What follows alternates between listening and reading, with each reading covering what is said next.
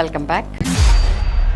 ప్రజా సమస్యల పరిష్కారమే లక్ష్యంగా కూటమి ప్రభుత్వం పనిచేస్తోందని ఏలూరు జిల్లా టీడీపీ అధ్యక్షులు ఎమ్మెల్యే బడేటి చంటి అన్నారు. ఏలూరులోని పవర్పేటలో గల ఎమ్మెల్యే క్యాంప్ కార్యాలయంలో శుక్రవారం ప్రజా దర్బార్ నిర్వహించారు. ఈ సందర్భంగా ఎమ్మెల్యే ప్రజల నుంచి వినతులు స్వీకరించి వారి సమస్యలను అడిగి తెలుసుకున్నారు. సమస్యలను తక్షణమే పరిష్కరించాలని సంబంధిత అధికారులను ఆదేశించారు. ఈ సందర్భంగా బడేటి చంటి మాట్లాడుతూ ప్రజా సమస్యల పరిష్కారానికి ప్రజా దర్బార్ ద్వారా ప్రాధాన్యత ఇస్తున్నామని తెలిపారు. ముఖ్యంగా నూతన పింఛన్ల కోసం అధిక సంఖ్యలో ప్రజలు తమను సంప్రదిస్తున్నారని చెప్పారు. అర్హులైన వారికి త్వరలోనే నూతన పింఛన్లు మంజూరు చేసి అందించేలా ప్రభుత్వం చర్యలు తీసుకుంటోందని వెల్లడించారు. ప్రజలకు అందుబాటులో ఉంటూ వారి సమస్యలను పరిష్కరించేందుకు నిరంతరం కృషి చేస్తామని అన్నారు. ఈ కార్యక్రమంలో ఏలూరు నియోజకవర్గ పరిశీలకులు మీరావళి, ఏఎంసీ చైర్మన్ మామిళ్లపల్లి పార్థసారథి, ఇడా చైర్మన్ పెద్దబోయిన శివప్రసాద్, కర్రి శ్రీనివాసరావు, చోడే వెంకటరత్నం, ఆర్నేపల్లి తిరుపతిరావు తదితరులు పాల్గొన్నారు. దానిలో భాగంగానే ఏలూరు నియోజకవర్గంలో కూడా ప్రతి వారం లాగానే ఈ రోజున కూడా ప్రజా గ్రీవెన్స్ నిర్వహించడం జరిగింది. మరి సమస్యలు ఏదైతే ఉన్నాయో ప్రజలు హౌస్ సైకిల్ గురించి కానించి, ఎందుకంటే అలాగో పాదయాత్ర చేస్తున్నప్పుడు ఆ గ్రీవెన్స్ లో అందరూ వచ్చి ఏదైనా ఉన్న సమస్యలు వాళ్ళు చెప్తున్నారు కాబట్టి ఆ సమస్యలు తీర్చడం జరుగుతుంది. ఎక్కువగా కొత్త పెన్షన్ల గురించే వాళ్ళు అడిగేది.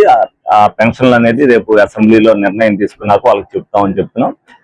ఎట్టి పరిస్థితుల్లో కూడా ప్రజల నుంచి వచ్చే అర్జీల్లో మాక్సిమం సాటిస్ఫాక్షన్ గా వాళ్ళు ఉంటున్నారో లేదా అన్నది తెలుసుకోవడం కోసమే ఈ ప్రజా దర్బార్ నిర్వహించడం జరుగుతుంది.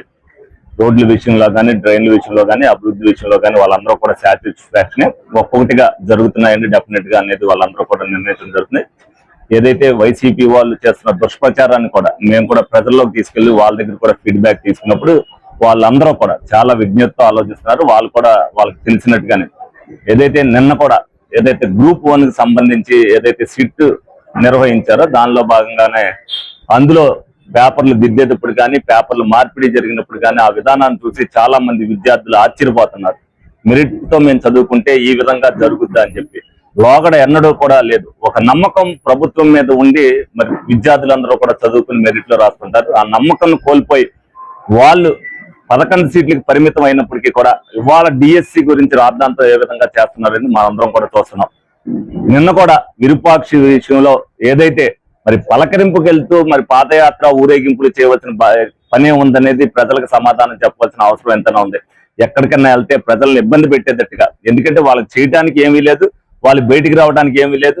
ఏదో వాళ్ళు నేరం చేసిన వాళ్ళ దగ్గర కూడా పరామర్శన పేరు మీద వెళ్ళి వాళ్ళ ఉనికి పోయింది, ఉనికిని కాపాడుకోవడానికి వీళ్ళందరినీ కూడా ప్రజలను రెచ్చగొట్టి ఏదో విధంగా వాళ్ళని రోడ్డు మీదకి రావాలని చెప్తున్న తాపత్రయం తప్పితే ప్రజలకి మేలు జరగాలి, ప్రజా పోరాటం చేయాలి, ప్రజలకు ఏదైనా ఇబ్బంది జరిగితే దాని గురించి మనం రోడ్డు ఎక్కాలనేది ఇప్పటికి కూడా వాళ్ళెవరూ కూడా విజ్ఞప్తితో ఆలోచించట్లా. రేపు ప్రజలు ఇంతకే గుణపాఠం చెప్తారని సందర్భంగా వాళ్ళకు కూడా తెలియజేయడం జరుగుతుంది.